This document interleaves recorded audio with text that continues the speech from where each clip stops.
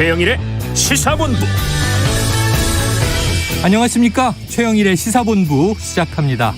새해 1월 마지막 주말이 왔습니다. 이렇게 반문하시는 소리가 들리는 것 같네요. 벌써? 그렇습니다. 시간이 이렇게 빠릅니다. 중요한 것은 주말과 이어지는 명절 연휴를 안전하게 보내는 것인데요. 자, 오미크론 확산에 따라서 오늘 0시 기준 신규 확진자 수가 16,000명대까지 나왔습니다. 자, 가족들과 설을 보내는 여러 가지 방법 정하셨겠죠? 지금 위험을 감수하지 말고 봄이 오고 오미크론 변이가 제압되고 나서 만나는 시기를 조절하는 것도 한 방법이 아닌가 싶습니다. 자, 대선도 다가옵니다. 40일 남았습니다. 토론 한번 보기가 이렇게 힘드네요. 자, 관련된 뉴스와 이슈 따져보고 분석해서 전해드리도록 하겠습니다. 최영일의 시사본부 출발합니다.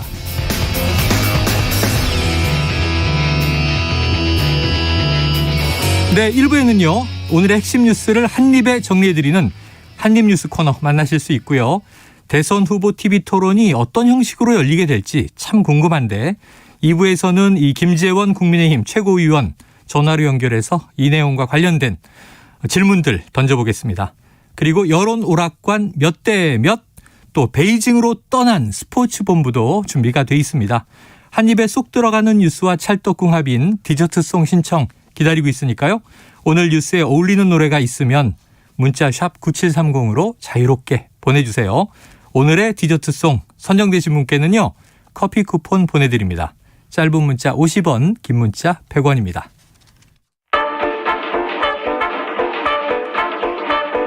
최영일의 시사본부 한입뉴스. 네, 이번 주 뉴스들을 보면 뭐 크게 한 입보다는 여기저기 한 입들이 너무 많아서 주워서 한 입에 담기가 너무 힘듭니다. 자, 박정호 오마이뉴스 기자, 김준일 뉴스톱 대표 나와 계십니다. 어서 오세요. 안녕하십니까. 네, 아유, 김준일 대표님 뵈니까 이제 주말이 왔구나 이런 생각이 드는데, 자, 지금 아까 속보가 하나 나왔어요. 지금 송영길 대표가 민주당은 3월 9일 5군데 국회의원 재보선 지역 중에 민주당의 귀책 사유가 있는 3곳에 무공천한다 이렇게 했잖아요. 2군데는 이제 국민의힘 전직 의원들의 지역구였던 곳인데 지금 박 기자님, 네, 어디 무공천한다는 거죠? 국민의힘도? 국민의힘이 곽상도 전 의원이 사퇴한 그 지역구였던 대구 중남구 무공천하겠다 이렇게 발표를 했습니다. 그리고 이제 관심 모았던 것이 바로 윤희숙 전 의원의 지역구 서초갑, 서초갑인데 여기는 공천한다 이런 얘기예요. 그러니까 송영길 이 대표를 비롯한 다른 정당에서 지적한 것은 또 안철수 후보도 그렇고요. 아니 이 귀책 사유가 있는 곳은 다 각 당에서 무공천해야 된다 이런 얘기였잖아요. 원칙은 그러하지 않느냐. 그래서 민주당에서는 뭐 종로, 그다음에 안성, 그다음에 청주 이런 곳들을 무공천했다고 했는데 이 국민의힘에서는 좀 다르게, 그러니까 케이스별로 나눠서 사안을 보겠다라는 판단을 한 겁니다. 김 대표님, 서초갑은 왜 놔둔 거예요? 국민의힘의 이 사안을 바라보는 거하고 국민들하고 조금 다를 수도 있겠다라는 생각이 들어요. 네, 시각차가 있어요. 예, 그러니까 윤희숙 의원이 그거를 내려놓을 때 의원직을 사퇴를 할 때는 부친의 땅 투기 의혹이잖아요. 네, LH 사태의 파장이었죠. 예, 그게 이제 법적으로는 문제가 없을지언정 도대체 서울에 강북에 살던 부친이 어떻게 정보를 알고 세종에 있는 땅을 샀느냐에 대해서 소명이 안 됐어요, 사실은. 그러니까 이제 그런 거죠. 거기 세종에는 윤희숙 의원이 있었고, 그 당시 KDI 연구위원으로 있었고, 근데 서울도 아니고 뭐 기획부동산에 속아서 산 건지 뭐 예를 들면 이런 게 소명이 전혀 안 됐으니까 합리적 의심은 그러니까 윤희숙 의원이나 뭐 관련해서 정보를 들은 거 아니냐, 그렇게 해서 산 거 아니냐라는 거요. 그런 의심들이 있었고 모든 거를 책임을 지고 어쨌든 본인이 사퇴를 한 거잖아요. 근데 여전히 그 부분이 소명이 안 됐어요. 그러니까 그래서 국민의힘에서는 이거는 그러니까 윤희숙 의원이 내려놓은 거고 범죄적하고 관련이 없다라고 얘기를 했지만 사람들의 인식은 무혐의가 나왔죠.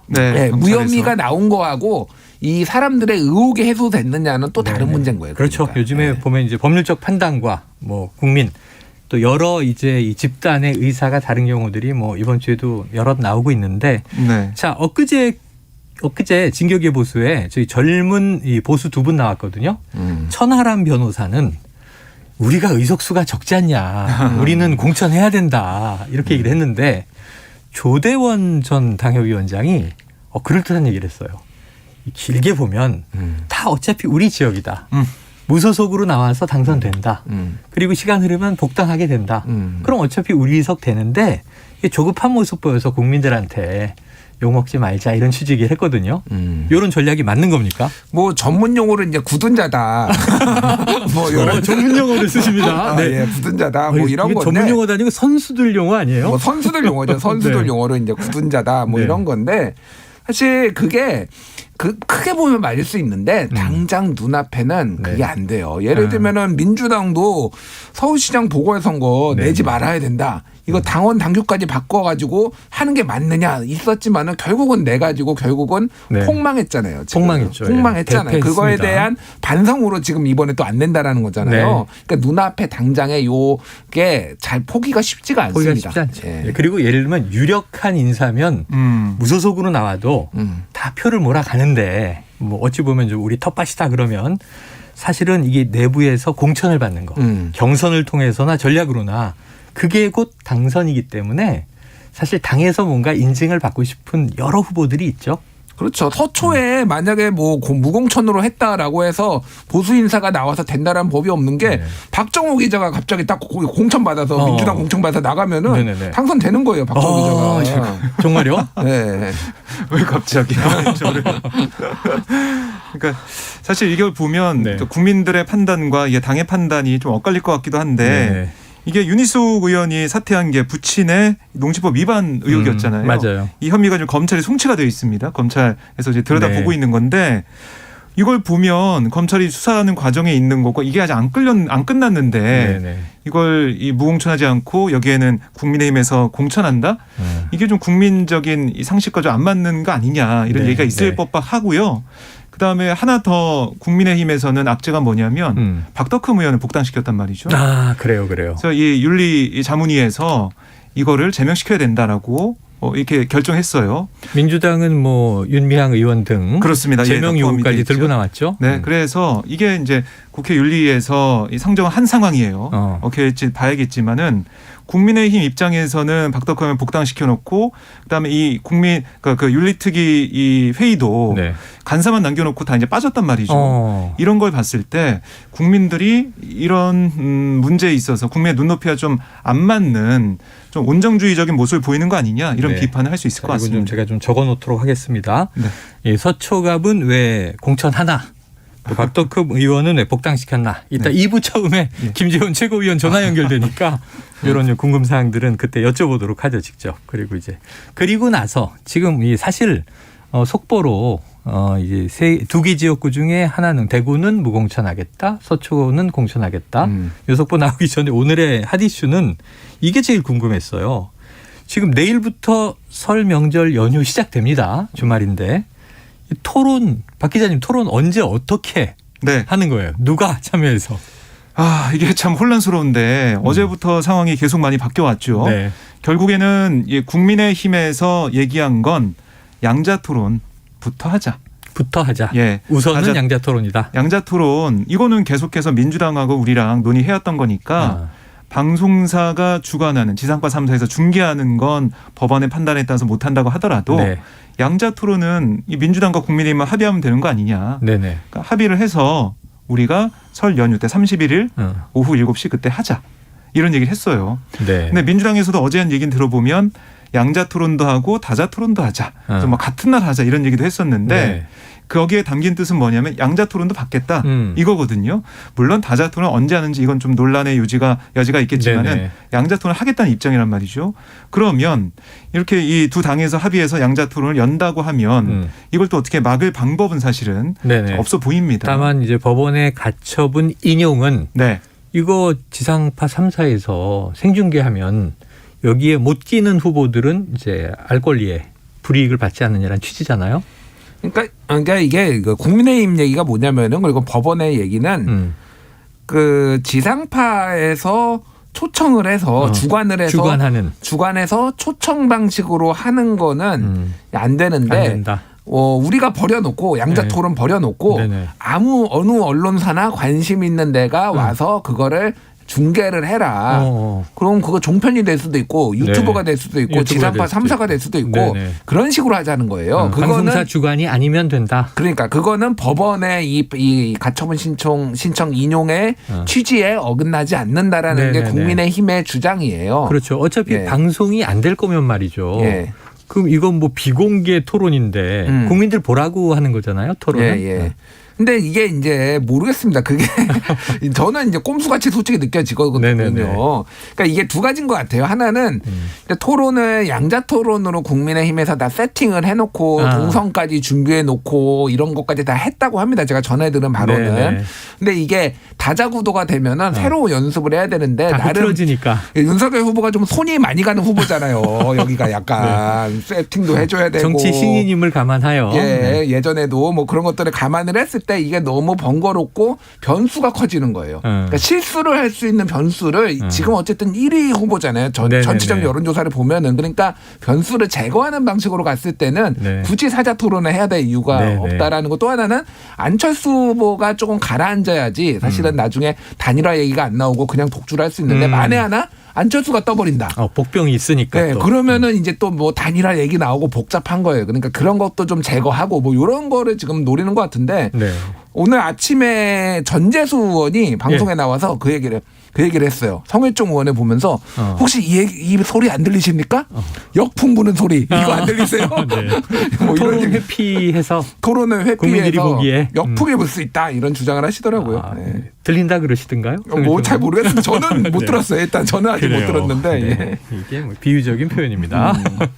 자, 이 박정우 기자도 어제 안철수 후보에 대한 우려, 윤석열 후보 입장에서 우려, 지금 이 딱 주 대상을 이재명 후보로 세팅을 해서 이제 양자 토론 준비하고 있었는데 뒤에서 또 새로운 적이 나타나면 이게 공 하나로 놓고 막 축구하던 프로축구 선수가 군대 가면요 전투 축구라는 걸 하는데 공이 막 여러 개가 돌아다니고 이게 포메이션이라는 게 의미가 없죠. 이랬을 때는 아무 실력 발휘가 안 되죠. 그러면 사실은 이제 이 선수도 또 포맷이 바뀌면 다른 양상이 될 수 있으니까 걱정할 만은 한데 자, 이 와중에 허경영 후보가요 토론 방송 금지 가처분 신청을 했어요. 이게 무슨 얘기입니까? 허경영 후보는 이 원내 4개 정당의 후보만 참여한 TV 토론 이건 안 된다. 이렇게 가처분 신청을 냈고 오늘 이 오전 11시에 아마 신문이 있었던 걸로 제가 알고 있는데요. 지상파 방송 3사를 상대로 4개 정당 후보만 참여시키는 건 안 되고 그 말은 나도 이제 참여할 수 있어야 된다 이런 얘기인데 평등의 원칙에 반한다 이게 허 후보의 입장이고 방송사가 특정 후보들 이 사전 선거 운동을 해주는 도구가 되는 거냐 이렇게 주장을 하고 있습니다. 그런데 뭐 이거는 사실은 이 방송사 관련해서도 뭐 초청하는 거고 방송사 입장에서는 거기에 대해서 안철수 심상정 두 후보가 가처분 신청을 했을 때 방송금지 그때 이 법원의 판단은 뭐냐면 이게 방송사가 재량권이 있지만 그걸 제한할 수 있는 그런 여러 가지 상황 특히 선거법에 있는 이 TV 토론 관련해서 3가지 이 조건이 있지 않습니까? 그거를 좀 얘기를 하면서 국민의 알 권리를 강조했단 말이죠. 허경영 후보가 이번에 신청한 것 이거는 글쎄요. 이 법원 판단이 좀 다르게 나오지 않을까 생각이 듭니다. 그래요. 어쨌든 뭐 양자 토론은 안 된다. 다자 토론을 하라. 법원 취지 가처분 인용이 나오니까 사자 토론에 또 안 들어간 후보가 나는 왜 안 넣어주느냐. 그래서 뭐 육자 토론해라 그러면 후보는 더 많은 거 아닙니까? 그러니까 뭐 허경영 후보가 페이스북에 하늘이 무섭지도 않냐 천벌을 받을 뭐 이런 거를 남겼어요. 뭐 천벌을 받을지 안 받을지는 모르겠으나 본인은 매우 억울하다. 내가 가끔은 심상정 이기는 여론조사도 나오는데 왜 나를 빼냐 뭐 이런 거예요. 그래서 모르겠습니다. 그래서 뭐가 정의인지 뭐가 공정한지는 모르겠으나 국민들이 원하는 거는 양자가 됐든 다자가 됐든 사자가 됐든 빨리 많이 해라. 빨리 많이 하고 다양하게 해라. 또 뭐 유력 후보들 간 하면 또 사실은 마이너 후보들도 또 장은 만들어 줘야죠. 멍석은 많이 펼수록 좋습니다. 자, 청취자 3253님. 며칠째 제자리에서 맴돌기만 하는 이 토론 하도 듣다 보니 토할 것 같습니다. 토론하니까 그럴 것도 같아요. 어제 방송 마치고 KBS를 제가 나섰는데 빨간 옷을 맞춰 입으신 여러분들이 막 이렇게 시위를 하고 계셔서 특정 정당 분들인가 그랬는데 허경영 후보 왜 방송 안 내보내느냐는 그런 항의였어요. 자, 여러 후보마다 다 입장들이 있겠습니다. 자, 이 후보들의 공약을 좀 살펴보죠. 윤석열 후보가 주식 양도세를 폐지하겠다. 네. 이 논란이 있고 이재명 후보는 또 요새 이게 뭐 워낙 간결하게 입장 내는 게 유행이다 보니까 부자 감세 반대 6글자가 SNS에 올라왔는데 어떤 내용이에요? 그러니까 이 주식 양도세 폐지라는 7글자짜리 공약을 올렸어요. 윤석열 후보가 올렸어요. 그래서 원희룡 정책본부장이 여기에 대해서 설명했는데 그러니까 한국의 주식시장을 육성해서 코리아 디스카운트를 극복하겠다. 네. 이렇게 대전제를 깔면서 그러니까 한국의 개미 투자자 보호를 위해서는 양도소득세 전면 폐지하는 거다. 이렇게 강조했습니다. 어떤 주장이냐면 양도세가 양도세 물리면서 네네. 투자자들이 이 빠져나갈 때 받는 이 피해가 한국 증시 추락이 좀 가속화되는 면이 있다. 그러니까 이 외국인들이 나가거나 이렇게 할 때 양도세가 물리게 되면 그 피해를 개미 투자자가 받게 된다. 막판에 덤터기를 쓴다. 이렇게 주장을 했어요. 그래서 개미 투자자를 이제 끝에 가서 이제 보호하기 위해서는 대주주 지분율이나 보유금액 관계없이 양도세 전면 폐지가 맞다. 이게 이 윤석열 후보의 입장이라는 거예요. 근데 여기에 대해서 이재명 후보는 부자 감세 반대. 그러니까 이게 부자 감세다. 사실 개인 투자자들에 대한 보호 이런 걸 위해서 주식 양도세 폐지가 필요한 게 아니다. 이거는 개미 투자자는 다른 거에 의해서 이제 보호가 되는 거고 다른 방법이 있는데 주식 양도세 폐지라는 것은 전면 폐지하면 오히려 좀 주식이 많고 대주주고 돈이 많은 사람들 위한 거 아니냐. 이 부자 감세다 이런 주장을 펼치면서 맞서고 있습니다. 네, 그래서 지금도 원래는 우리 가상자산 허용하면서 이 250만 원 이상 연 수익을 올리면 세금을 물리겠다라고 하니까 윤석열 후보가 5천만 원까지인가를 올렸던 기억이 나요. 최근에. 그렇습니다. 가상자산 다 보호하자는 거는 여야 후보 공이 같잖아요. 이재명 후보도 5천만 원까지 얘기를 했었고요. 자, 그런데 아예 그냥 주식 거래에서 수익이 나도 양도세 자체를 폐지한다. 그럼 기관 투자자나 외국인 투자자도 다 적용받으면 결국은 수익을 많이 낸 큰 손들이 큰 이익을 얻는 거 아니냐 하는 얘기네요. 재벌 뭐 3세 4세 얘기도 나오고 있고요. 보통 주식 팔아서 뭐 상속세 낸다 이런 얘기도 나오고 하니까. 자, 논란이 있다. 그런데 일단은 그럼 투자자들은 좋아하지 않겠습니까? 뭐 큰 손이든 개미든. 뭐 이제 전체적으로 좋아할 수도 있는데 그게 과연 이 부자들에 대한 감세로 이어지는 상황에서 그걸 좀 용인할 수가 있냐? 이런 게 이제 민주당의 입장인 것 같아요. 그래요. 주식 투자의 황금손 김준일 대표님. 지금 몇 주나 보유하고 계시죠? 저는 이 이해관계 충돌을 막기 위해서 지금은 한 주도 보유하고 있지 않습니다. 지금은 과거에는 이제 과거에는 제가 주식을 좀 했어요. 원개미. 그리고 제가 그 신문사에 있을 때 증권거래소를 출입을 한 적이 있어서 그 연습 삼아서 알아야 이제 알아야 하니까 그렇죠. 그래서 제법 많이 벌었습니다 옛날에. 벌었어요. 단타도에서 연습 삼아서. 근데 어쨌든 중요한 거는 이런 것 같아요. 이게 왜 이게 얘기가 나왔냐면은 현재까지는 종목당 10억 원 이상을 가진 사람한테만 양도세를 적용을 했는데 주식 양도세를 이게 내년부터는 5천만 원 이상의 양도 차익을 버는 사람한테 다 적용하는 거거든요. 확대 적용이 되죠. 최대 25%의 양도세. 한마디로 소득이 있으면은 세금 내라는 거예요. 이게 모두에게. 근데 이거에 대해서 이제 이게 주식 활성화를 방해를 한다. 이게 양도세를 도입을 하면은 부동산 가격이 오른다라는 뭐 그런 연구 결과도 있습니다. 그러면 왜냐면은 주식의 수익률이 낮아지니까 더 수익률이 높은 부동산 쪽으로 간다. 뭐 유동자산이 다른 투자처로 빠지는 거죠. 뭐 그런 주장들을 하면서 이거를 양도세 폐지해야 된다라는 개인 투자자들이 있기는 해요. 근데 말씀하셨다시피 이게를 지금 국민의힘에서는 윤석열 후보는 아무 제한이 없이 한다라는 거예요. 재벌도 다 모두에게 적용이 안 된다라고 한다라면은 이거를 악용을 하거나 큰 혜택을 볼 사람은 역시 돈 많은 사람들. 5천만 원 이상을 버는 사람들이 사실 그러니까 순이익으로 얼마나 될지도 몰라요. 그냥 투자 금액이 아니라 순이익으로 5천만 원 주식으로 이거 쉽게 쉽지 않거든요.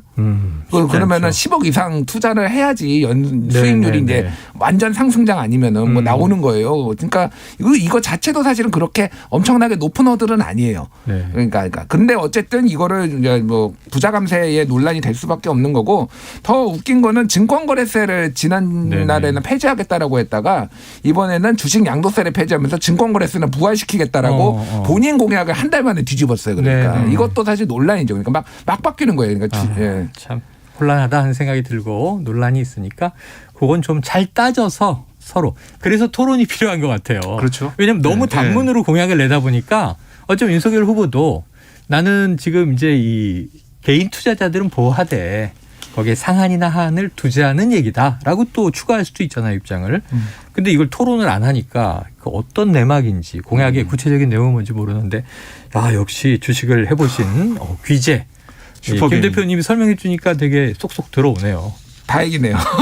다만 한 주도 보유하고 있지 않은지는 자료를 제출받도록 하겠습니다. 제출하겠습니다. 검증이 필요하죠. 자, 지금 12시 41분 되고 있습니다. 자, 이 점심시간 교통 상황 좀 알아보고 오죠. 교통정보센터의 오수미 리포터 나와주세요. 네, 이 시각 교통정보입니다. 지금 수도권 제1순환고속도로 판교에서 일산 방향으로 장수에서 승용 차량 간에 3중 추돌 사고가 있었습니다. 1차로를 차단하고 수습이 계속 진행되고 있고요. 이 여파로 시흥부터 장수까지 가는데 정체가 심해져 있습니다. 서해안고속도로 목포 쪽으로도 1시간 30분 전에 순산터널 부근에서 사고가 있었습니다. 3개 차로나 차단을 하고 사고 처리를 하면서 여파를 크게 받고 있는데요. 서서울 요금소부터 팔곡 분기점까지 정체의 길이가 상당합니다. 미리 다른 도로로 우회를 고려해 보셔도 좋겠습니다. 반대 서울 방면으로는 일찍에서 금천까지만 교통량이 많아 밀리고 있습니다. 서울 시내에서는 서부간선 지하도로 성산 방향으로 금천 나들목을 지나서 2차로에 고장난 차가 서 있어서 뒤로 밀리고 있고요. 북부간선도로 도심 쪽으로도 월릉 분기점 부근 2차로에 고장난 차를 처리 중이라 신내동부터 하월곡동까지 많이 밀리고 있습니다. 지금까지 KBS 교통정보센터였습니다.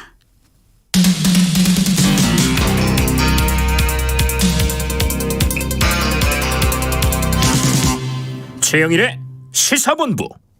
네, 여당 이재명 후보는요 계속 메타버스 행보 여러 지역을 순회하고 있는 것은 최근에 계속 이제 보도로 나오고 있는데 갑자기 보니까 뉴스를 보고 깜짝 놀랐는데 호남에 가 있어요.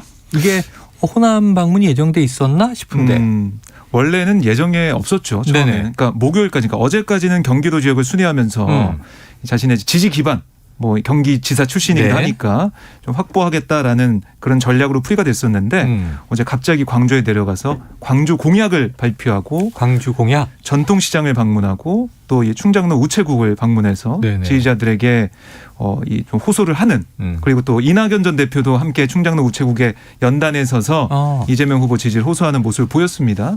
그러니까 왜 이렇게 갔냐? 아무래도 이제 분석을 해볼 수가 있는 게 호남, 그러니까 광주 지지율이 심상치가 않다. 좀 생각했던 것보다 지지층 결집이 덜 이루어지고 있다. 이런 판단을 내부에서 하는 걸로 보여요. 추석, 설 민심을 잡아야겠다. 연휴 앞두고 이번에 광주에 가서 확실한 모습을 보여줘야지 설 연휴 지나서 해볼 만한 싸움이 된다. 이렇게 판단한 걸로 보입니다. 그래서 어제 보면은 광주 군공항 이전이나 AI 연구원, AI 기업 맞춤형 종합교육센터 설립, 그리고 5.18 정신의 헌법 전문에 명문화하겠다 이런 약속도 했어요. 사실 광주 군공항 이전과 5.18 정신 헌법화 이거는 문재인 대통령도 약속을 했었거든요. 직시 못했습니다. 그래서 나는 꼭 해내겠다라면서 현 정부와 차별화하는 모습도 보이고 있는 거고요. 또 이 호남 광주에 대해서 내가 이 광주의 아들 사회적 아들이다 이렇게 얘기를 하면서 호남의 지지를 호소하는 모습을 보였습니다. 이게 좀 어떻게 결과 나올지는 여론조사 추이를 봐야겠지만은 최대한 좀 공을 들이는 모습, 설 연휴 전에 확실히 눈두장을 받겠다, 지금 결집시키겠다 이런 하나의 전략으로 풀이가 됩니다. 지금 박 기자님 얘기를 듣다 보니까 최근에 이 국민의힘이 호남을 굉장히 자주 찾았죠. 그래서 이준석 대표가 보수 정당 중에 이렇게 호남에 자주 내려온 적이 있었느냐? 없었다. 그러면서 이제 사실은 호남에서 어느 정도나 이제 윤석열 후보 지지율을 올릴지 모르지만 계속 구애하는 모습은 김종인 전 총괄 선대위원장 때부터 계속됐단 말이에요. 그러니까 이제 좀 뭔가 이 지지율이 안 오르는 이재명 후보가 이제 뭔가 비상을 건 것 아닌가 하는 느낌은 드는데 근데 이 와중에 지금 발언 논란이 있어요. 네. 뭐 이 발언 논란 같은 경우는 이재명 후보가 이 광주 시민들 향해서 영호남 이 격차 이게 뭐 심했다 이런 얘기를 하면서 이게 박정희 정권이 자기 통치 구도를 안전하게 만들기 위해서 네. 경상도에 집중적으로 투자를 하고 전라도는 뭐 일부 소외를 시켜서 싸움을 시켰다. 그 결과다. 이렇게 얘기를 했어요. 네네. 지역 갈등을 박정희 정권에서 조장했다. 네, 그래서 이 전라도가 소외가 됐다 이런 얘기를 한 그런 부분이 있는데 여기에 대해서 이준석 국민의힘 대표가 네. 이거는 지역 갈등 조장하는 거 아니냐. 오히려 이 발언이 지역 갈등 조장이다. 네, 그러니까 호남이 다시는 민주당의 저런 가스라이팅 발언에 넘어가지 않는다는 것을 보여달라.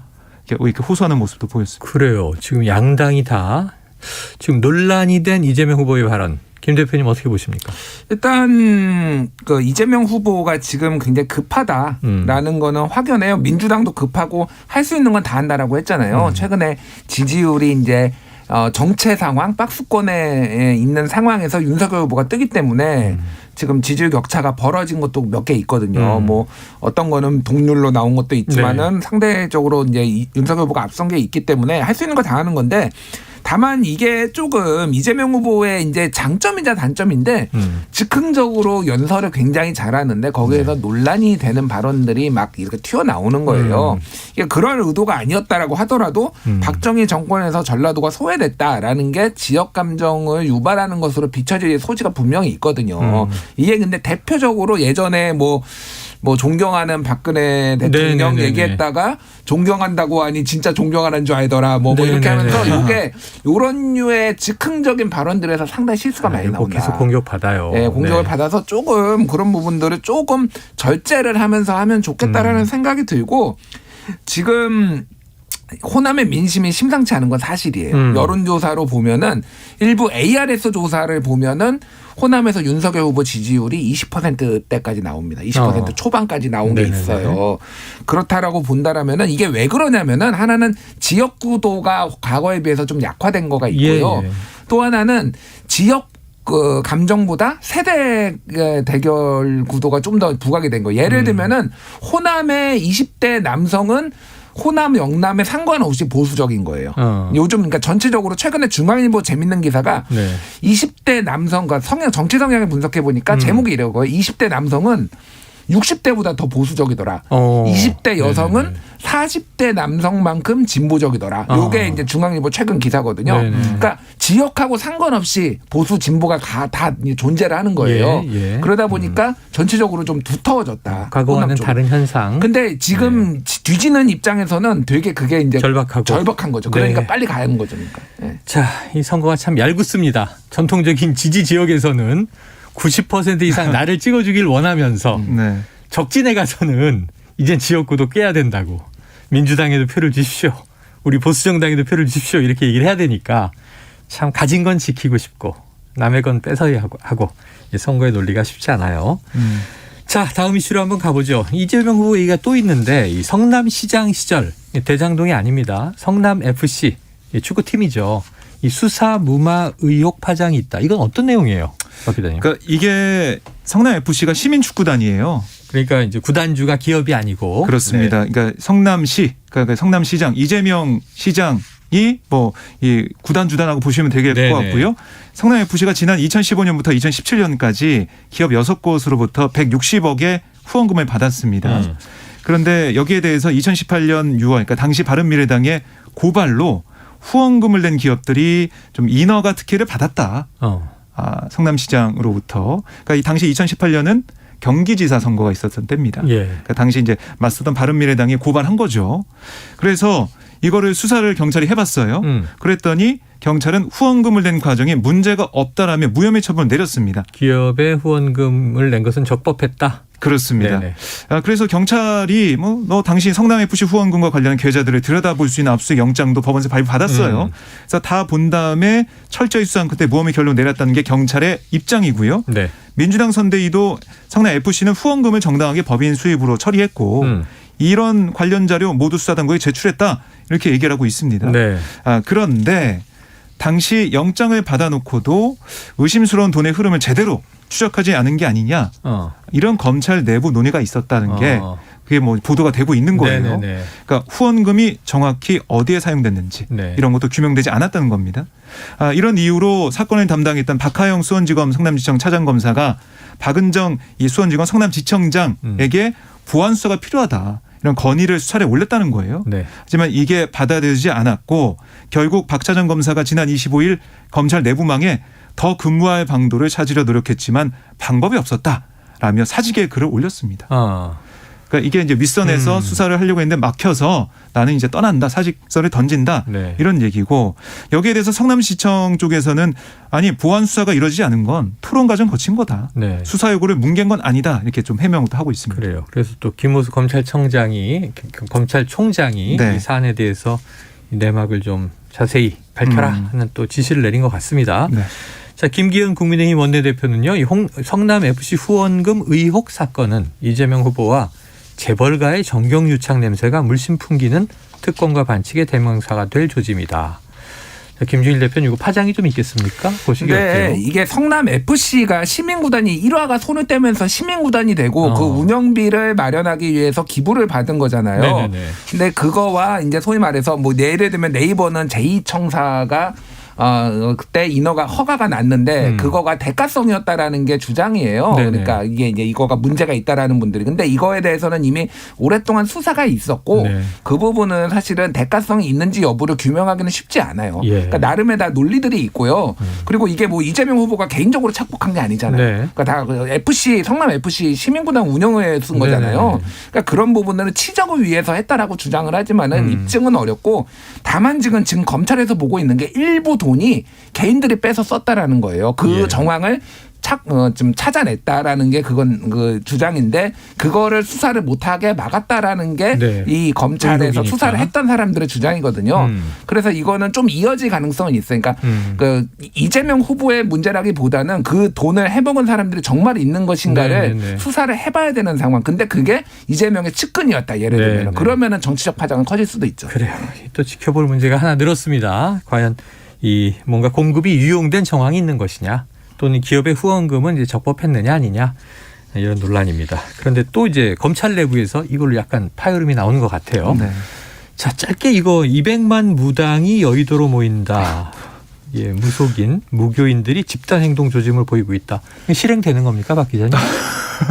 처음 보는 사태 같은데요? 네, 봐야 될 것 같은데 이게 이 무속인들, 그러니까 이 무속이라는 단어 대신 무교라는 단어를 사용한 게 맞다라고 무교? 네, 이 무교인들이 주장하고 있습니다. 그러니까 무속이 아니라 무교라는 건 무교가 일종의 맞다. 종교다. 그렇습니다.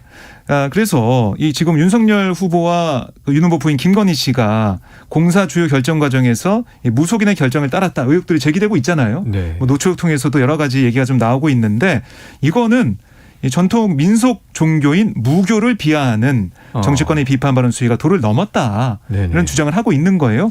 그래서 이 설 연휴가 끝난 다음에 전국에 있는 무당들이 모두 다 여의도로 모여서 정치권에 항의하는 방안을 검토 중이다. 이런 얘기를 하고 있는 겁니다. 네. 얘기만 들어도 이게 어떤 광경일까 좀 잘 그림이 안 그려지는데요. 200만 명이 가능한가요? 여의도에 모이는 게?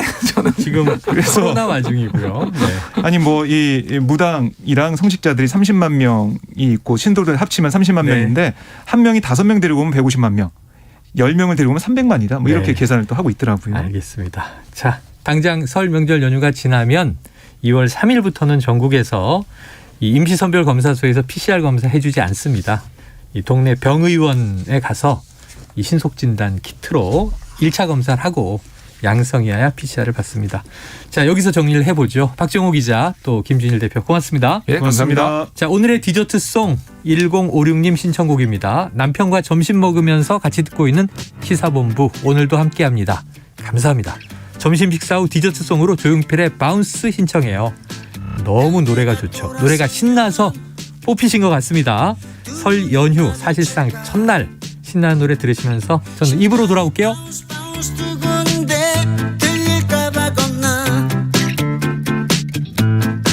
한참을 망설이다 용기를 내 밤새워 준비 한수 내보 고백해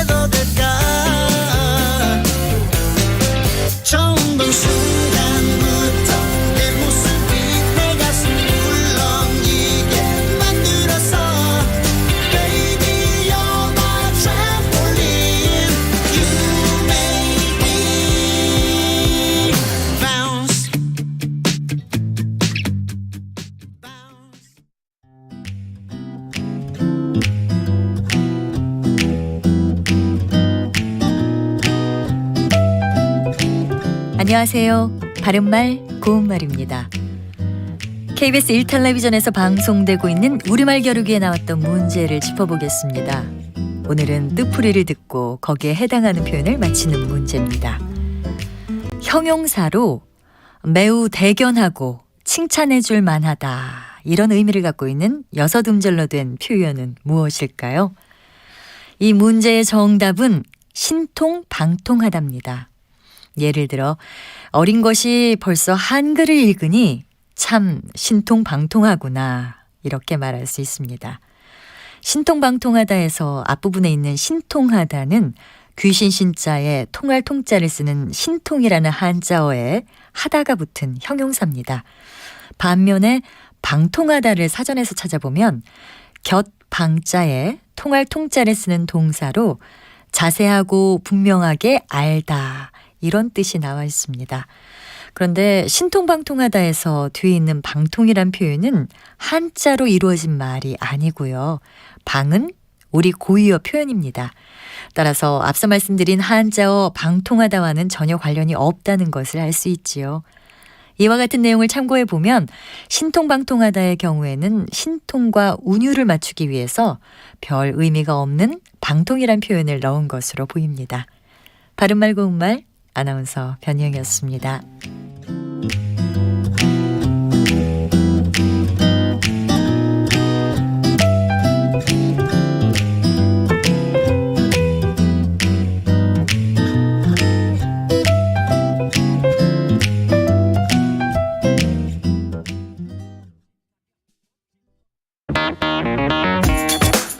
시사는 뜨겁다.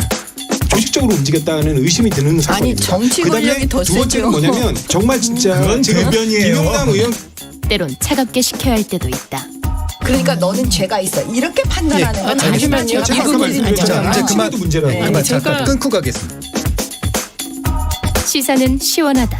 이처럼 소가 화장실을 이용하면 배설물을 한 곳에서 처리할 수 있으니까 온실가스 배출량을 획기적으로 줄일 수 있다고 하는군요. 시원한 바람처럼 기분 좋은 소식이 있다. 시사의 핫앤쿨 KBS 1라디오에 다 있습니다. 평일 저녁 7시 20분 정준희 교수의 KBS 열린 토론, 평일 밤 10시 5분 김성환의 시사야. 많은 청취 바랍니다.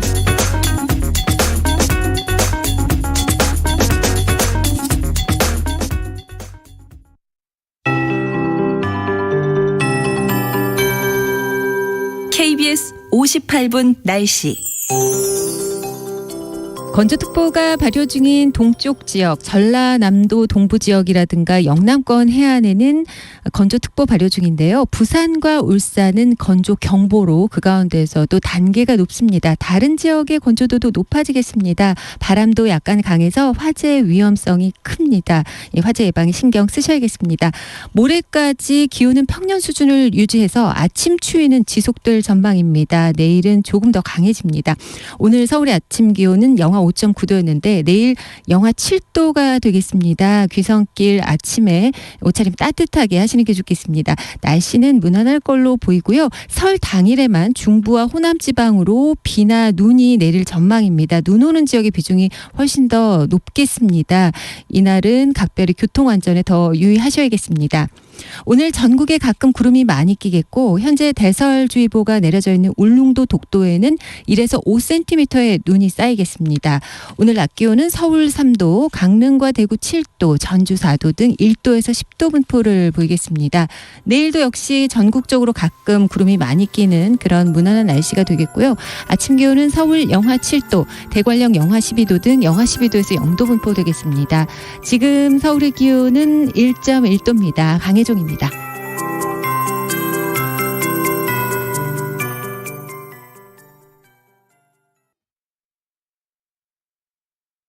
정성을 다하는 국민의 방송 KBS가 한시를 알려드립니다.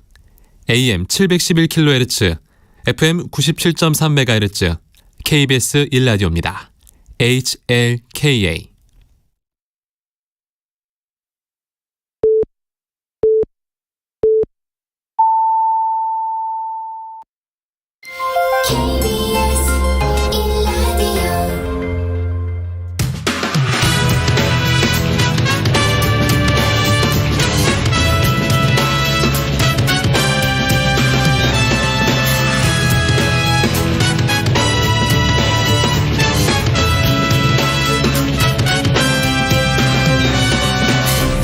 KBS 1라디오 최영일의 시사본부.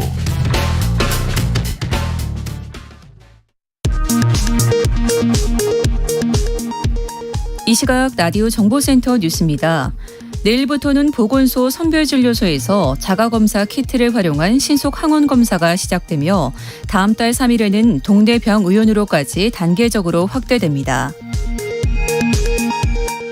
더불어민주당 이재명 대선 후보는 해병대를 사실상 해군에서 독립시켜 육해공 상분 체제를 군 4군 체제로 개편하겠다고 밝혔습니다.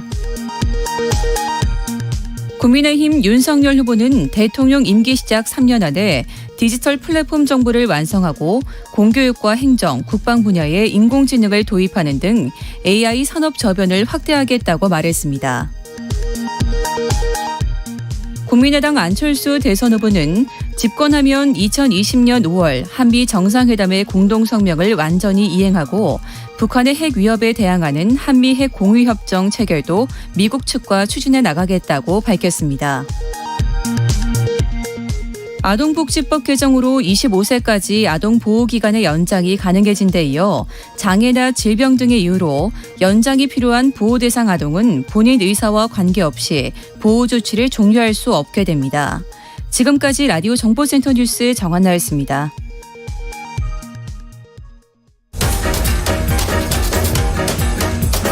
최영일의 시사본부 10분 인터뷰.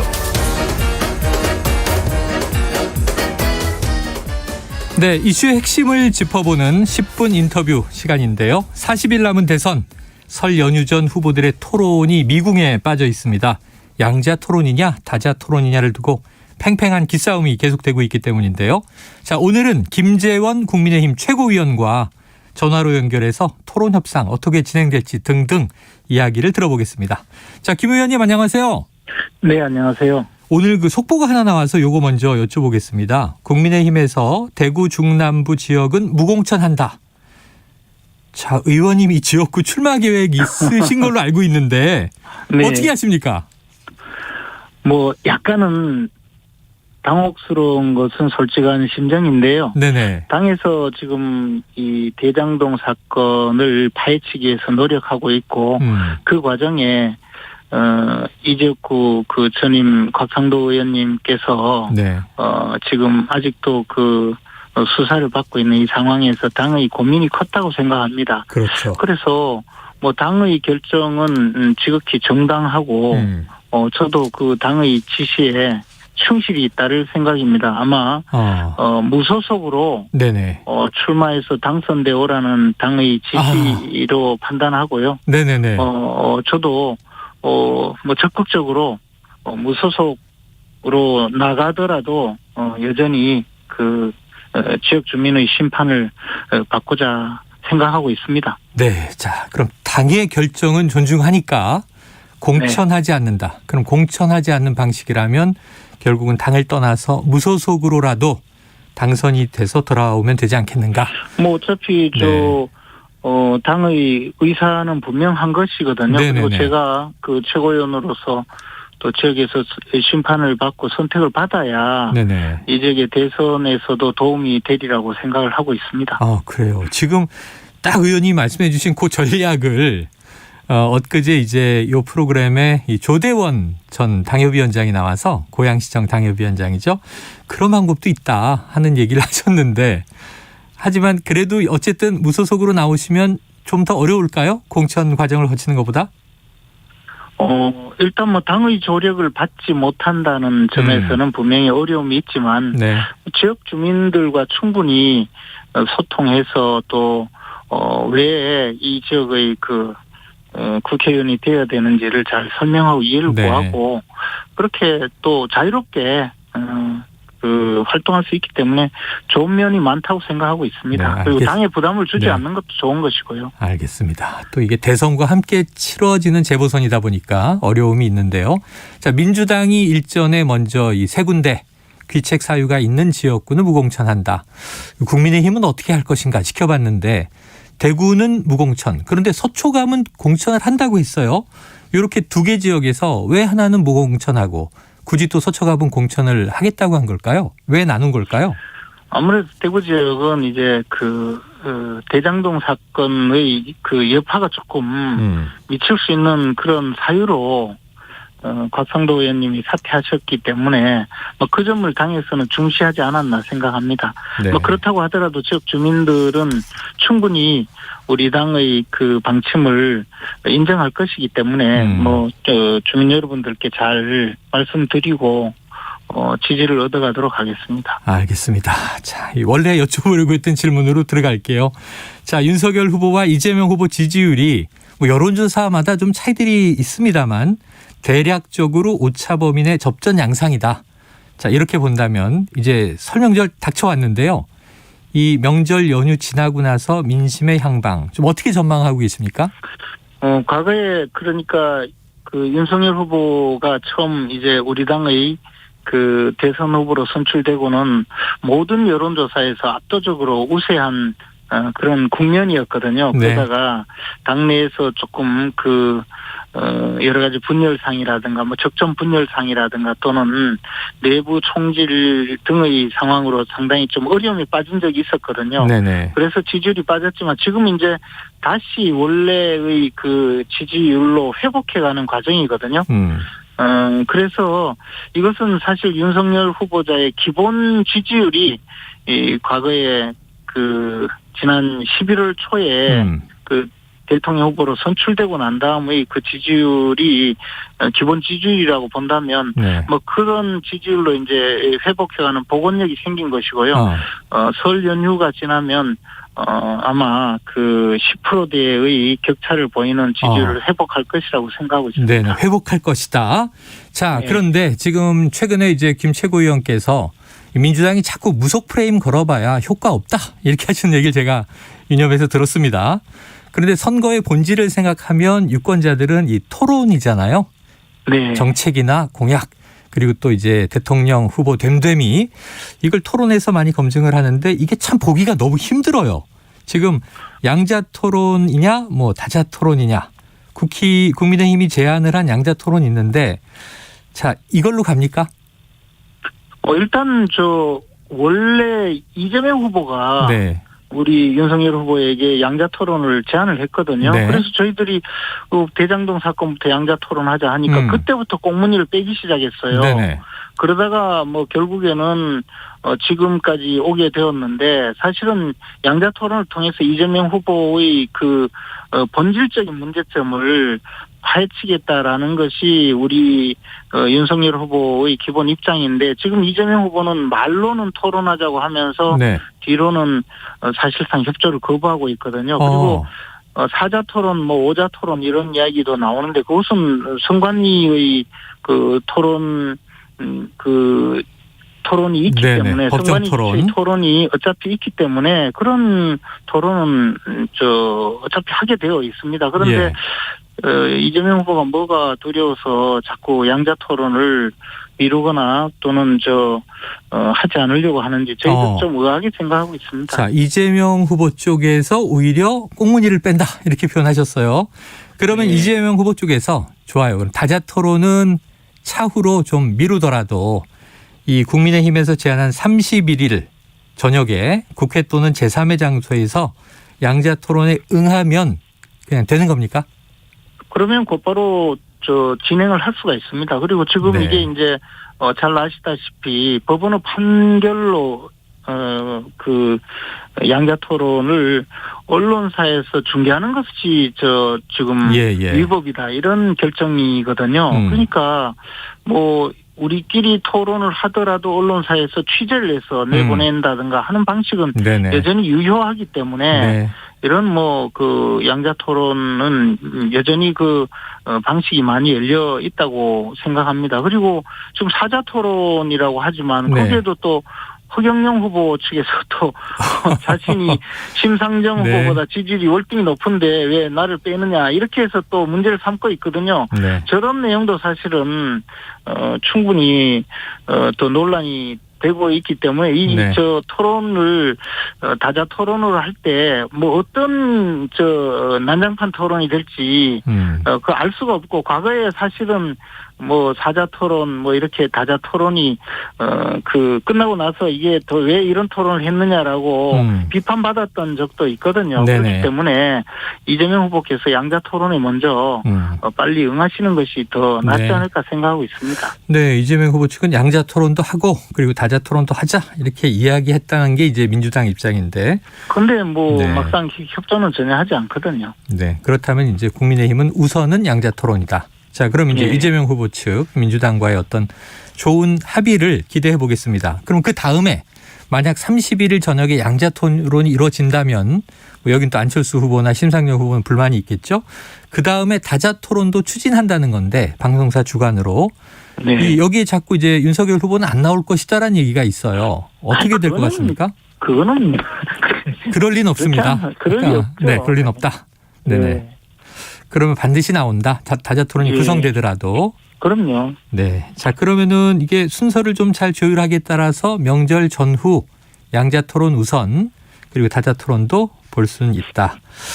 자, 좀 빨리 국민들은 이거 좀 보기를 원하는데 아까 말씀하신 대로 모든 토론이 다 좋은 토론일 수는 없겠습니다만 그래도 보고 싶어 하는 것 같습니다.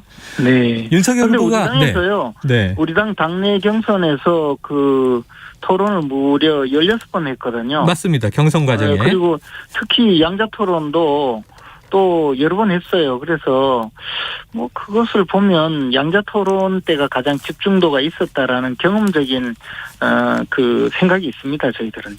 맞습니다. 기억납니다. 뭐 다자 토론도 여러 번 하셨고 당시에 네. 이제 저 홍준표, 유승민, 저 원희룡 후보와 맞수 토론도 다 하셨죠.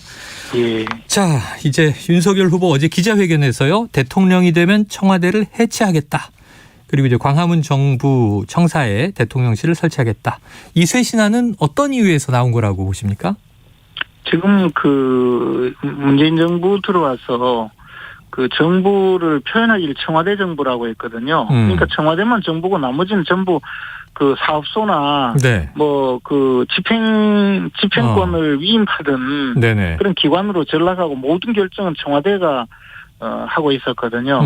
이런 것이 뭐 진짜 들리는 소문으로는 좀 믿을 수는 없지만 뭐 장관은 과장급 인사조차 못한다라는 정도로 그런 이야기가 있을 정도였거든요. 네네. 그러니까 사실 청와대의 결정이 잘 되면 괜찮지만 몇몇 끼리끼리 모여서 마구 결정을 하고 실질적으로 국민들과 대화도 하고 국민들의 사정과 국민들의 그 애환을 그래도 좀 접하고 있는 각 부처에서는 청와대의 잘못된 결정을 그냥 집행하느라고 모든 그 국력을 쏟는 그런 모습을 많이 봐왔습니다. 대표적인 것이 이제 뭐 주택 정책인데요.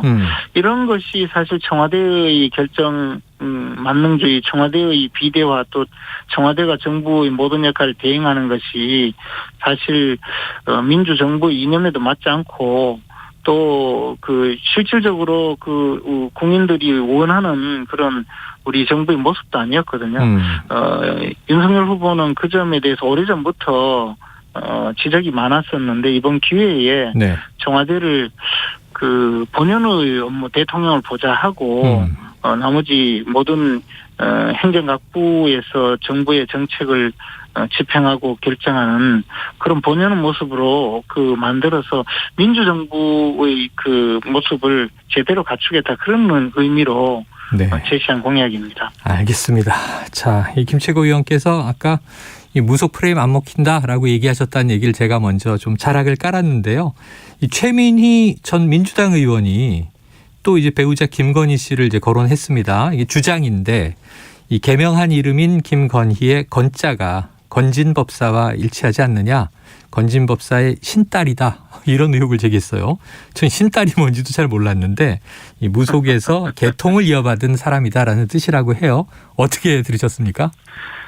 뭐 최민희 의원 뭐 이야기하는 거 뭐 믿을 만한 이야기가 잘 없고 아하. 또 근거도 없이 그런 식으로 함부로 이야기하는 게 네네. 도대체 뭐 이해가 가지 않아요. 네. 저는 이런 식으로 이제 그 계속 집요하게 뭐 무속이니 뭐니 하는 이런 이야기가 제가 보기에는 꼭 작년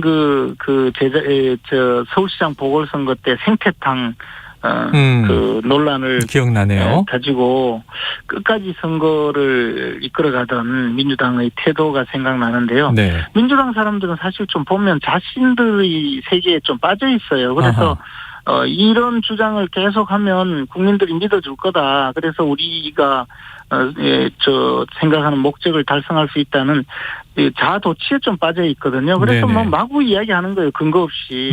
그러다가 선거가 끝나면 또 뭐 언제 그랬느냐는 듯이 아무런 또 뭐 검증도 없거든요.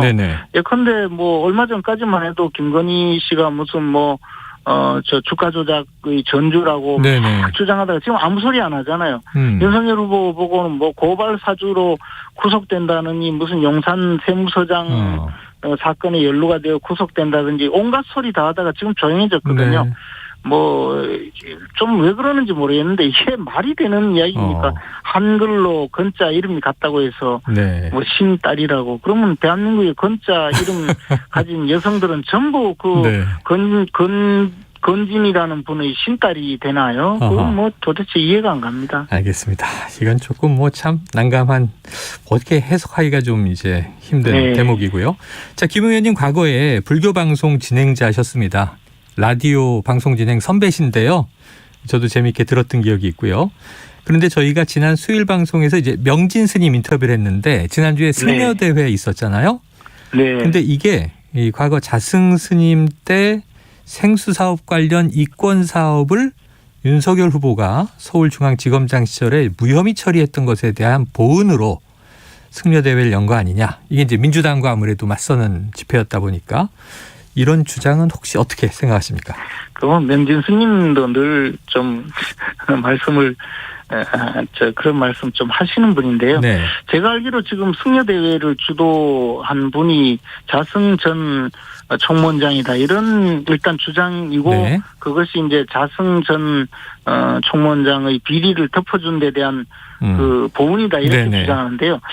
과연 그런 논란이 가능할지. 그럼 전국에 5천여 명의 그 스님들이 모인 승려대회가 전부 자승 전 총무원장의 개인적인 욕심으로 이루어진 것이라고 이야기하는 그 모인 스님들은 어떻게 생각할지 그걸 한번 돌이켜봐야 되고요. 아니 전부 근거 없이 무조건 그냥 의혹만 제기하고 마시는데 그에 대해서 어떤 도대체 근거가 있는지 저는 그게 더 궁금합니다. 그리고 이번 승려대회는 사실 불자들이 현 민주당 지도부 또는 문재인 정부에 대한 좀 그동안의 거부감도 약간은 반영이 된 것으로 생각하거든요. 그런데 자승 전 원장님이 총무원장 물러나신 지도 오래된 분인데 전국의 스님들을 그렇게 모아서 행동을 하게 지금 할 수 있는 영향력이 있겠는가? 저는 조금 의문입니다. 알겠습니다. 그렇게 믿기에는 너무 좀 의문이다로 정리하겠습니다. 아마 최고위원님 무소속으로 출마하게 되면 저희가 또 인터뷰 요청해야 되겠네요. 아이고. 그때는 후보자로 한번 또 인터뷰를 요청드리겠습니다. 오늘 궁금한 게 너무 많은데 시간 때문에 여기서 정리할게요. 고맙습니다. 고맙습니다. 지금까지 김재원 국민의힘 최고위원이었습니다. 최영일의 시사본부는 여러분과 함께합니다. 짧은 문자 50원, 긴 문자 100원이 드는 샵 9730. 라디오 어플 콩과 유튜브는 무료로 참여하실 수 있습니다.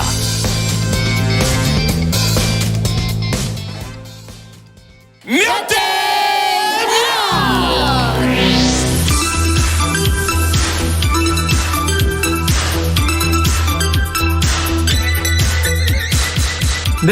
민심은 데이터에 있다. 숫자로 보는 민심. 여론 오락관 몇 대 몇 시작해보죠. 자, 오늘도 여성팀은 배종찬 인사이트 K 연구소장님 어서 오세요. 가자 화이팅. 약간 여성 목소리로. 가자. 그 애기 목소리 아니에요? 아, 그래요? 네. 자, 남성팀 이은영 휴먼앤데이터 소장님 나오셨습니다. 어서 오세요. 안녕하세요. 가자 화이팅. 남성팀. 네. 자, 이 본격적인 얘기 들어가기 전에 이제 보통 명절 민심, 차례상 민심, 밥상머리 민심. 우리 명절 때는 참 이게 만약 선거가 겹치면 말이죠. 이걸 중시하잖아요. 그렇죠. 근데 사실 코로나로 가족끼리 모이는 일은 줄었고요. 지금 사적 모임 제한 인원 6명입니다. 자, 시대가 또 바뀌면서 이 친척끼리는 하면 싸우니까 경험적으로 네. 아유 이제 정치 얘기는 하지 말자. 각자 알아서 찍어. 뭐 이런 분위기인데 설민십이 왜 중요하다 하는지 배 소장님 왜 그런 거예요? 시기적으로 중요한 거죠. 내용상 변곡점이 되는 것은 뭐 10여 년 전 그때는 뭐 명절날 왁자지껄 모여서 뭐 이야기도 하고 TV도 보고 세대를 초월해서 직업을 초월해서 이념을 초월해서 만나잖아요. 그러면은 삼촌 뭐 어떻게 생각하세요? 아 그래 조카야 오랜만이야. 일 잘 되고 있지. 그러다 보면 이 명절 밥상머리에 선거 이야기 하죠. 대선을 앞두고. 그런데 지금 보면은 모여도 이제는 서로 내용적으로 섞일 게 없어요. 그럼 왜냐하면 서로 말 안 하니까 휴대폰만 봐. 휴대폰만 보다가 갑자기 그래 이 책이 좋은데 최영일 평론가 책이야 뭐 이런 이제 이야기 나와요. 좋네요. 많이 좀 퍼뜨려 주세요. 그러니까 이런 정도의 대화지 정치 이야기 안 하거든요. 싫어해요. 안 돼 이러거든요. 그러다 보니까 이게 사실 내용상에 막 뒤섞이는 민심의 용광로 장터 요가는 더 이상 나타나지 않는다. 그만큼 또 이제 SNS를 통해서 이 뉴스 또 선거 관련된 정보에 대한 소화가 빨라졌다. 소비가 빨라졌다고 볼 수 있는데 그래도 시기적으로 대선에 임박한 이 상징성만큼은 무시를 못하거든요. 그래 명절이야. 명절 때 발표하는 여론조사 또는 TV 토론이 있으면 TV 토론이 있는 대로 또 명절날 대선 후보들이 뭐 역에 가서 공항에 가서 인사 참 많이 합니다. 다녀오십시오. 뭐 잘 될 거예요. 화이팅! 뭐 이렇게 이런 것에 영향을 받는 시기상의 변곡점은 될 수가 있는 것이죠.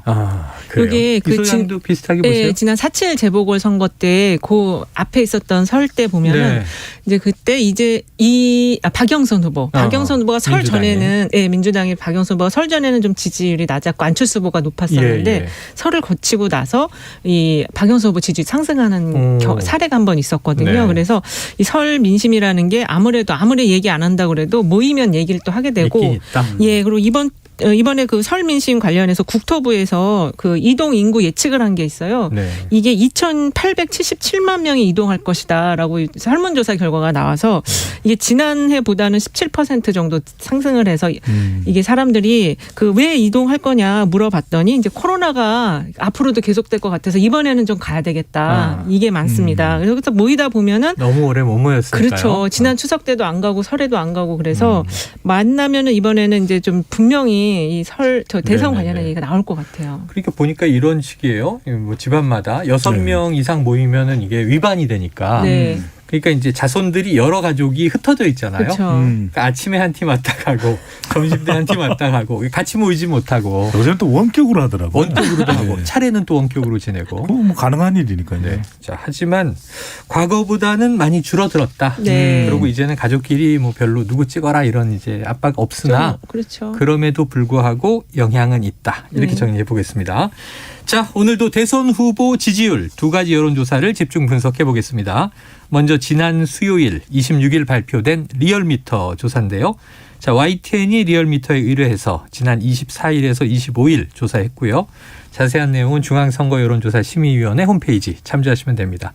이 소장님 지지율 발표해 주시죠. 윤석열 후보 44.7, 이재명 후보 35.6, 안철수 후보 9.8, 심상정 후보 3.9, 김동연 후보 0.3%로 두 후보 간 격차 1, 2위 후보 격차가 9.1%포인트가 났고요. 이게 이제 지난 조사랑 비교를 해보면 윤석열 후보는 5.5%포인트가 올랐고 이재명 후보는 1.3%포인트가 내렸습니다. 안철수 후보도 2.4%포인트가 내려서 지금 윤석열 후보는 상승세, 이재명 후보는 보합세, 안철수 후보는 약간 하락세 이렇게 좀 볼 수 있을 것 같아요. 자, 눈에 띄는 거는 일단은 윤석열 후보가 이재명 후보를 이제 오차범위 밖으로 앞선 결과인데 거의 뭐 9.1%라고 했으니까 10% 가까이. 그렇습니다. 안철수 후보가 두 자릿수에서 한 자릿수로 살짝 떨어졌고. 자, 그러면 이 추이는 윤 후보의 상승세로 보면 됩니까? 지금 이제 그 이번 주 오늘도 조사가 2개가 나왔거든요. 네네. 어저께도 한 2개 정도 나왔고. 요즘은 매주 많이 나오더라고요. 매일 2개씩 나오는 것 같아요. 평균. 보통 하루에 2개씩. 네, 그렇습니다. 예. 근데 오늘 이게 YTN 리얼미터 조사는 이제 가상번호 90%와 유선 10%를 넣은 ARS 조사고요. 오늘하고 어저께 나온 것들은 또 전화 면접 조사들이에요. 네. 여기 자료들을 보니까 또 거의 뭐 동률도 나왔고 동률도 있고. 2.7% 포인트 이내의 것들도 오차범위 있고. 내 접전. 예. 그래서 이게 지금 우리 시민 유권자분들도 되게 헷갈리실 것 같아요. 어느 게 맞냐. 그럼 지금 말씀드렸던 요 리얼미터 조사가 네. 이번 주 나온 조사 중에는 윤 후보가 가장 좀 앞서는 격차의 조사인가요? 그렇죠.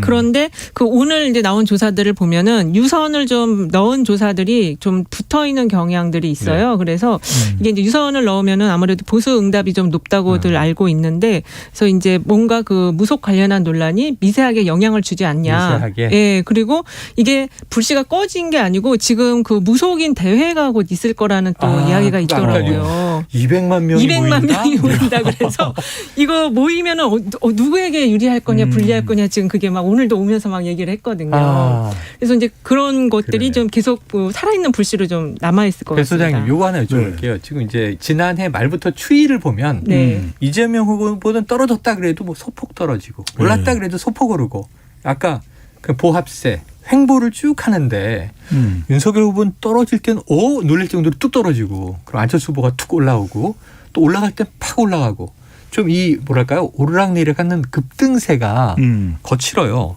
이거는 어떻게 봐야 됩니까? 가장 큰 이유는 지금 이현영 소장께서 말씀하셨던 대로 ARS 조사, 자동응답 조사는 최근 발표가 대체적으로 윤석열 후보가 오차 범위 아니든 바뀌든 안팎으로 앞서는 추세고요. 그러니까 면접원 조사는 대체적으로 이재명 후보가 오차 범위인데 살짝 앞서는 결과도 있습니다. 앞서는 결과들이 나타나는데 전체적으로 망라를 해보면은 윤석열 후보가 대체적으로 상승 회복세 뚜렷하게 나타났어요. 예, 그러니까 자동응답이든 면접조사든 총 망라해서 분석을 해보면, 근데 이재명 후보는 자동응답 조사든 면접원 조사든 거의 변화가 없어요. 거의 비슷한 수치예요. 그렇다면 이건 이제 대체적으로 조사 방법에 따른 좀 차이도 있을 것 같고요. 면접원이 하느냐, 면접원이 하게 되면은 아무래도 무응답이 많으니까 누구를 지지한다, 누구에게 투표하겠다라고 응답하지 않은 사람들은 과연 보수일까, 진보일까, 아니면 이것도 아니고 저것도 아닐까. 그거는 우리가 정답이었기 때문에 그렇죠, 모르죠. 이건 뭐 어떻게든 확인을 할 수 있다면 좋겠지만 당장 확인이 안 되는 거니까. 근데 이재명 후보는 그대로 유지되는 이유는 뭘까? 자기가 견인한 지지율인 거예요. 그렇기 때문에 만들어낸 지지율이다. 그렇죠. 자기가 견인한 지지율이니까 박박박 긁어 모을 수 있는 지지율은 지금 다 모아놓은 겁니다. 이재명 후보는 일단은 모을 수 있는. 근데 윤석열 후보는 반사체죠. 외부 요인에 의해서 만들어진 지지율이거든요. 그러니까 반문 정서를 통해서 대선 후보로 우뚝 선 것이고, 그리고 지금도 지지율이 내려갔다 올라가는 걸 보면은 정권 교체 여론에 올라탄 것이다. 그러니까 정권 교체 여론에 올라타면 지지율이 올라가지만 뭐 이준석 대표하고 갈등을 빚으면서 아이고 이대로 우리는 이거 합의 안 될 것 같아요. 이렇게 되면 또 갈등이 생기니까 또 보수 이슈, 또 반공 이슈, 또 남북 관계 이슈가 북한 미사일이 등장하지 않으면 또 정권 교체 여론에 못 올라타거든요. 이렇게 되면 지지율이 또 주저앉는, 또 김건희 씨 리스크가 불거지면은 지지율이 가라앉는. 그러니까 이른바 윤석열 후보는 계속 오르락내리락 할 수밖에 없는 것이 어떤 변수가 덮치느냐에 따라서 영향을 또 받기 때문에 그렇죠. 이게 참 저 보도를 보면서 묘한 게 오늘 보니까 김건희 씨가 이제 포털에 프로필을 올렸다는 거잖아요. 근데 오늘은 학력이 추가됐대요. 거기에. 그래요? 그러니까 이제 이렇게 뭔가 여론을 보면서 하나하나씩 정보를 추가하는 느낌인데, 그러면서 이제 공개 행보 혹은 뭐 이제 사과 이게 임박했다 이런 얘기인데, 그럼 이 소장님 보시기에는 아까 무속은 좀 미세한 영향을 주는 것 같다 이렇게 분석하셨는데 이 배우자 리스크는 털었다고 봐도 됩니까? 아직 털었다고 보긴 좀 어렵고요. 왜냐하면은 그 이제 뭐 김건희 씨 팬카페 회원수가 증가했다 이런 이야기도 있는데 그 정도로 이게 상황이 개선이 됐으면 아마 바로 나왔을 거예요. 근데 아직도 사과를 해야 되겠다 이런 발언을 그러니까 그런 검토를 하는 걸 보면은 아직은 전반적인 상황은 안 좋다라고 인식을 하는 것 같고요. 그리고 좀 전에 말씀드린 그 무속인 대회가 있게 되면 바로 여파가 이제 개신교 쪽도 사실 어저께인가 800명이 또 성명을 냈거든요. 무속 후보는 안 된다 뭐 이런 그런 성명을 냈기 때문에 이게 엉뚱한 방향으로 지금 이게 흐름이 갈 수가 있어요. 종교 갈등이 걱정이 되네요. 그렇습니다. 네. 자, 아까 이제 그러면 회복 상승세 윤석열 후보의 두 분이 여기는 대체로 합의가 되신 것 같은데 이 윤석열 후보가 지난주를 거쳐서 이번 주에 회복 상승세를 뚜렷하게 보이는 가장 굵직한 이유 하나만 딱 짚어주신다면요. 가장 큰 이유가 배우자 리스크도 뭐 여파가 있고 무속도 여파가 있는데 그리고 딱 옳은 뭔가 또 호재가 있을 거 아니에요. 저는 리스크 해소로 봐요. 리스크 해소다. 그러니까 이준석 대표하고의 갈등도 사람 리스크인 것이고 우리 방송을 통해서 시사본부를 통해서 제가 계속해서 지적을 했던 부분이죠. 윤석열 후보 지지율이 정권 교체의 여론에 올라타지 못한 이유는 사람 리스크가 해소가 안 된다. 그런데 이 사람 리스크 중에 핵심이 배우자인 김건희 씨 리스크인데 뭐 보도됐고 논란이 없는 건 아닙니다. 그런데 아킬레스 건이 될 것이다. 윤석열 후보가 침몰할 것이다. 이런 예상과는 다르게 그 미친 영향은 제한적이거든요. 그게 해소되고 나니까 점점 정권 교체 여론 쪽으로 올라가면서 상승세를 탄 거니까 그는 저는 리스크 해소 이 부분이 가장 크다고 보입니다. 그래요. 알겠습니다. 자, 이젠 대선 40일 전 뭐 설명절 지나고 나면 거의 한 달이에요. 한 달이요. 그렇습니다. 후딱 한 달 되는데 시간이 진짜 빠릅니다. 그래서 이젠 좀 심층 분석으로 들어가 볼게요. 자, 서울 민심이 말이죠. 그냥 긴 흐름으로 현대사적 역사를 보면 대체로 수도가 야성이다. 이게 민주당 지지세가 강세다. 물론 강남 3구 빼고 이게 일반적이었는데 이 흥미롭습니다. 서울에서 윤석열 후보가 48.1%, 이재명 후보 27.8%보다 상당히 크게 앞서고 있어요. 2018년 지방선거, 2020년 총선에서 민주당은 서울에서 압승을 했고 지난해 4.7 재보선에서 대패를 한번 했죠. 네. 자, 이 소장님 어떻게 해석해야 될까요? 이게 이제 좀 전에 우리 진행자님께서 말씀하신 서울이 야성이다라는 거는 좀 그 사이에 많이 또 바뀌었어요. 옛날 얘기인가요? 너무 옛날 얘기인 거예요. 8, 90년대? 네. 그리고 제가 어릴 때, 제가 어릴 땐 그랬어요. 그리고 2017년 그 이제 대통령 탄핵을 거치면서 서울에서도 굉장히 이제 그 진보 성향층이 많이 늘어났고 그 층이 민주당을 엄청 지지를 했고 민주당 당원 가입을 또 많이 했었거든요.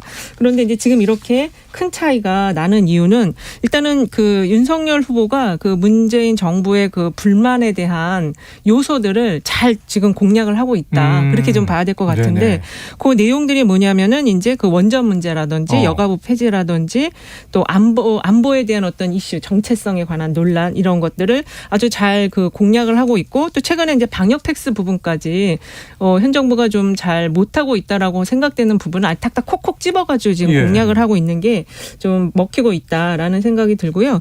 그리고 그 윤석열 후보가 이제 좀 부족한 부분이나 약점 이런 부분을 철저하게 지금 가리고 있어요. 그래서 실수가 드러나지 않도록 선대위가 지금 선거 활동을 벌이다 보니까 그게 윤석열 후보에게 조금 더 유리한 방향으로 형성이 된 것 같고 특히 이제 서울 같은 데서 그 정권 교체 의향이 좀 높거든요. 그건 역시 이제 부동산 이슈인데 부동산 이슈와 관련해서 지금 이재명 후보가 311만 원 공급을 내긴 냈지만 사람들 생각에는 또 이거 너무 많이 또 공급이 되는 거 아닌가 이런 또 약간의 의문도 지금 들고 그러니까 실현 가능성 부분 그리고 이제 최근에는 또 경제 지표가 좀 안 좋아서 그것도 같이 좀 맞물려서 영향을 주는 것 같습니다. 그래요. 저는 기준점을 좀 다르게 봐야 될 것 같아요.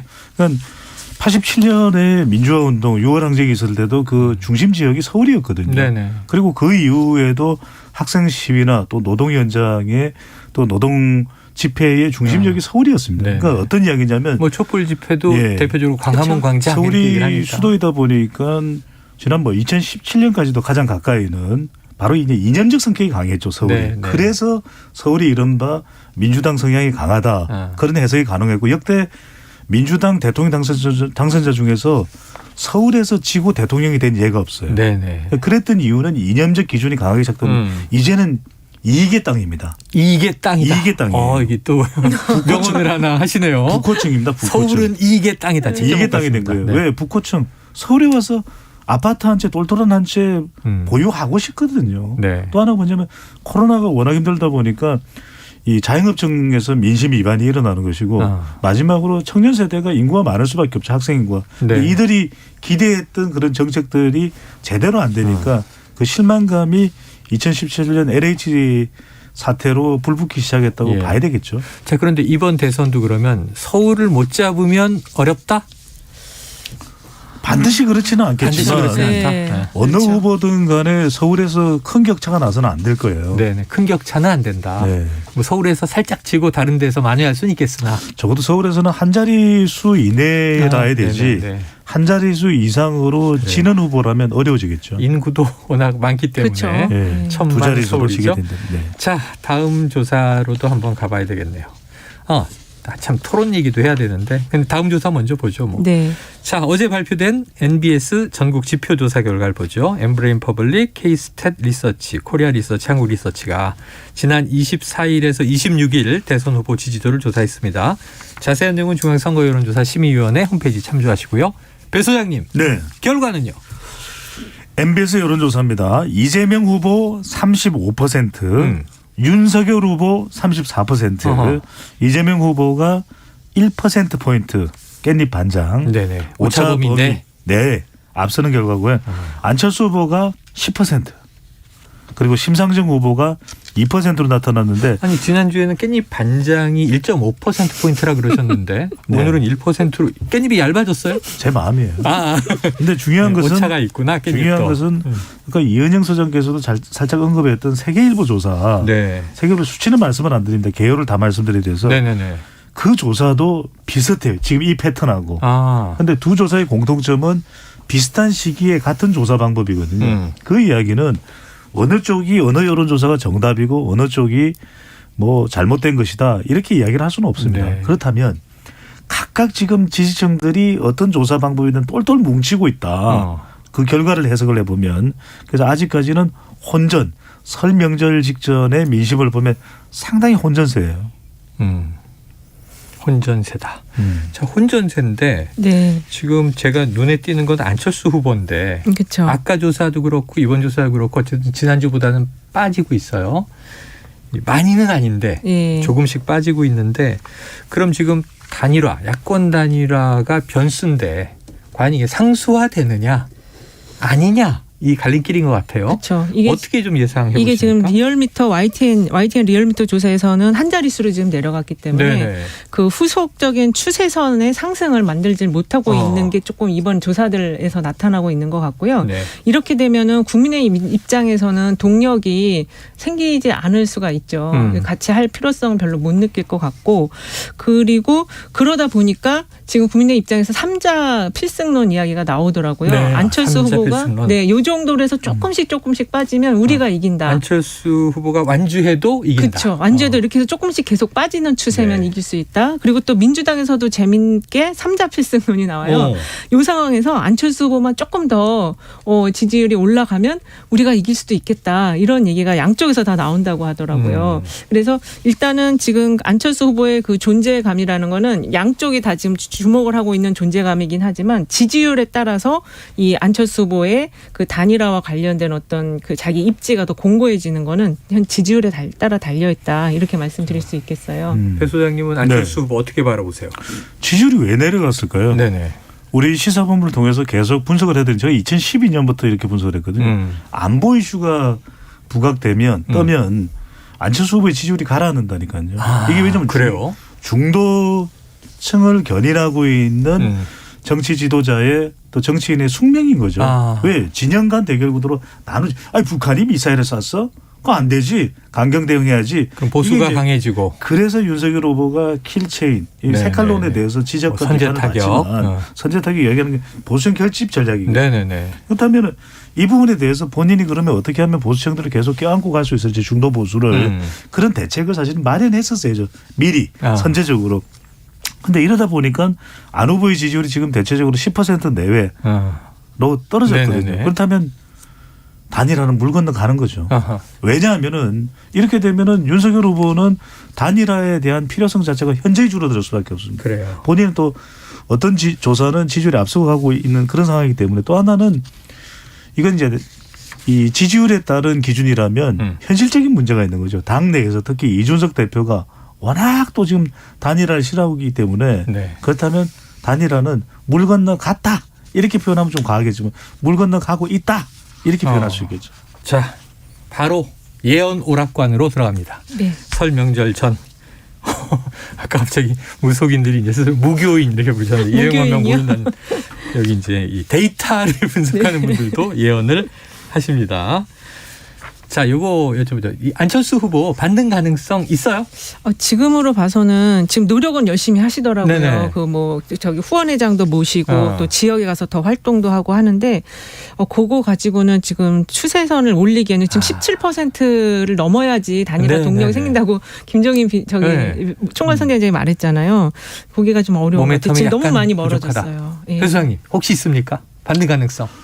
저는 뭐 없지는 않다고 봐요.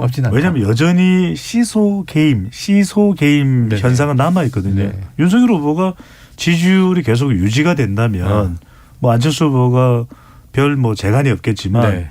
윤석열 후보가 앞으로 출렁하니까 40여일 남은 동안 어떤 지지율의 변화가 있을지는 우리가 뭐 단언할 수는 없지 않습니까? 알겠습니다. 네. 자, 이제 토론이 참 큰 문제인데 아까 여쭤보려다가 시간이 없어서 예언 오락관으로 넘어간 게 자, 양자 토론이든 다자 토론이든 그렇다면 토론은 표심에 어느 정도 영향을 미칠까? 뭐 영향 없을 것이다. 높을 것이다.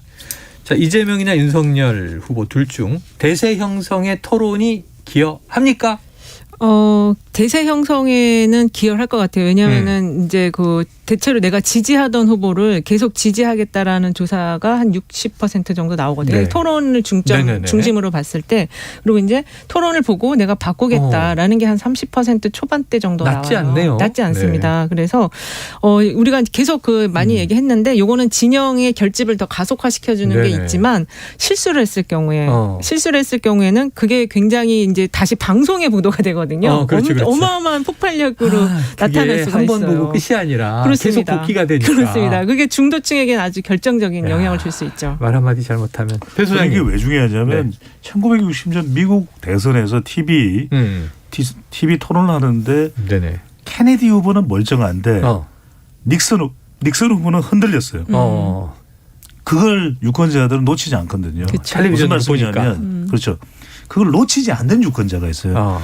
이번 대선에서도 TV 토론이 많은 비율의 다수의 유권자에게 영향을 미치는 것은 제한적일 겁니다. 네. 왜냐하면 이미 마음 결정한 사람도 있고 그리고 정치 성향에 따라서 토론을 보는 시각과 시선이 다 다르기 때문에 그런데 아직까지 객관적으로 중립적으로 자유롭게 마음을 결정하지 않은 약 한 10% 정도의 여성표는 남아 있거든요. 이번 선거의 쭉 데이터의 성격을 보면 이들은 영향을 받는 거죠.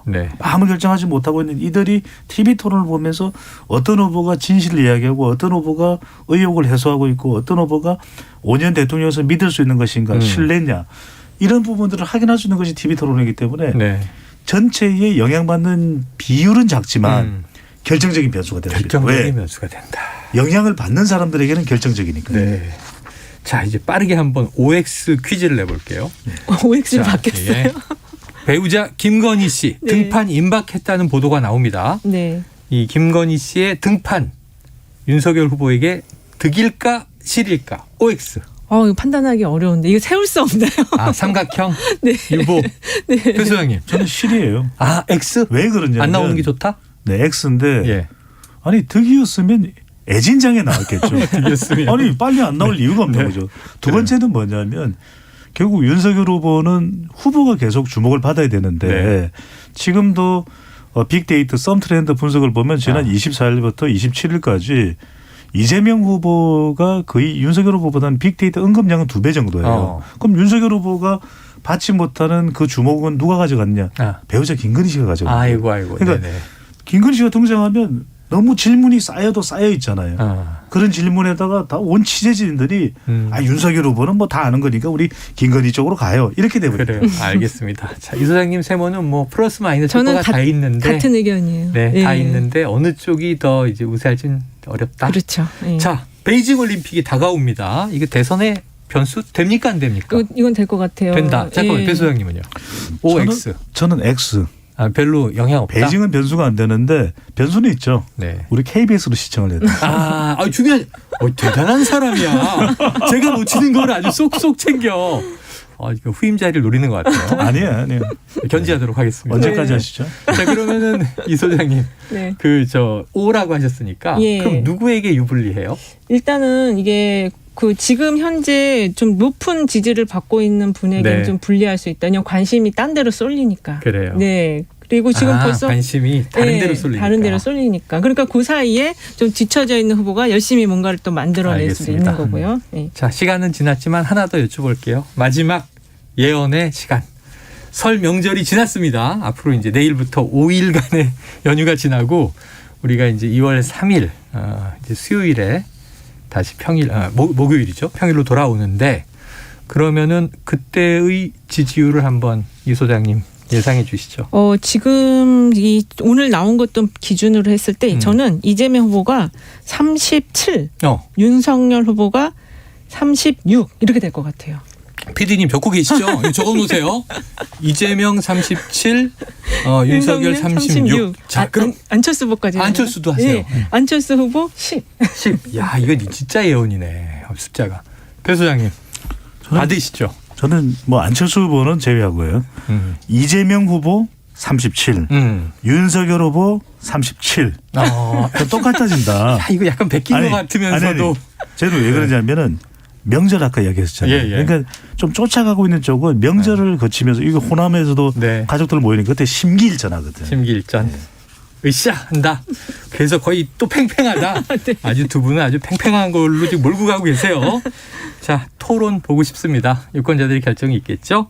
여론오락관 몇 대 몇. 자, 배종찬 소장님, 이은영 소장님 고맙습니다. 네, 감사합니다. 감사합니다. 설 명절 잘 보내세요. Splish splash, I was taking a bath. Long about a Saturday night. Yeah. 점심 먹고 유쾌한 시사 디저트 한 입. 최영일의 시사본부.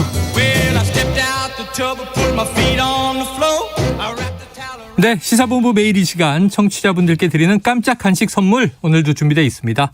참땡 컵라면. 열려라 참땡 아시죠? 네. 이 코너 들으시면서 문자로 의견 보내주시는 청취자분들께 컵라면 쏘고요. 짧은 문자 50원, 긴 문자 100원이 드는 샵 9730으로 의견 많이 보내주세요. 자, 이번에는 스포츠 소식을 정리해보는 스포츠본부.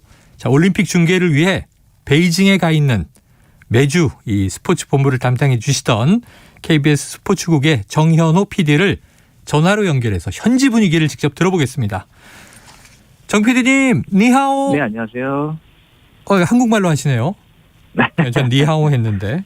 자, 중국말을 잘 모릅니다. 네. 지금 어디 계신 거예요? 지금은 이제 베이징 IBC에 있습니다. 여기에는 전 세계 방송사들 그리고 이제 모든 경기장에서 열리는 경기들의 영상이 모이는 곳이라고 보시면 됩니다. 그러니까 프레스센터죠. 네. 자, 그러면 이렇게 지금 호텔 방이 아니라 거기엔 공간이 이렇게 마련되어 있는 겁니까? 작업이 가능한? 그렇죠. 여기는 이제 아나운서와 해설들이 이제 경기를 보면서 중계를 할 수 있는 중계 부스도 있고, 그다음에 이제 리포트를 할 수 있는 공간도 있고 이렇게 이제 다양하게 방송 장비들이 갖춰져 있습니다. 그래요. 방송국 분위기다 이렇게 느끼면 될 것 같고요. 자, 동계올림픽이 열리는 도시 그러니까 엄청 추울 것 같다. 서울도 오늘 좀 추웠어요. 현재 베이징 날씨 어떻습니까? 전반적으로 서울과 비슷한데 조금 더 건조한 느낌이 있습니다. 그래서 아침 저녁으로 조금 이제 목이 칼칼할 정도인데 그러다 보니까 이제 1년 내내 베이징은 눈이 안 올 때도 있다고 하더라고요. 네네. 그런데 저희가 도착하는 날 눈이 펑펑 내려가지고 좀 신기하다. 이례적인 눈을 봤군요. 베이징에서. 네네.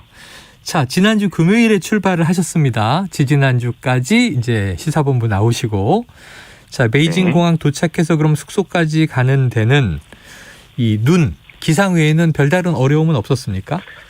사실 작년 도쿄 올림픽 때는 이제 공항에서 숙소까지 가는데 무려 8시간이나 걸렸거든요. 맞아요. 계속 대기하고 그랬는데 이번에는 거의 4시간 정도 만에 도착을 했던 것 같아요. 굉장히 좀 전자화되고 오히려 더 빠른 시스템들이 많았고 도착해서 이제 PCR 검사 나올 때까지 이제 방에서 대기를 하다가 이제 음성이 나온 이후에는 계속 호텔 안에서만 돌아다닐 수 있는 시스템이었습니다. 아, 그래요. 어쨌든 도쿄 때보다는 절반으로 속도는 빨라졌다.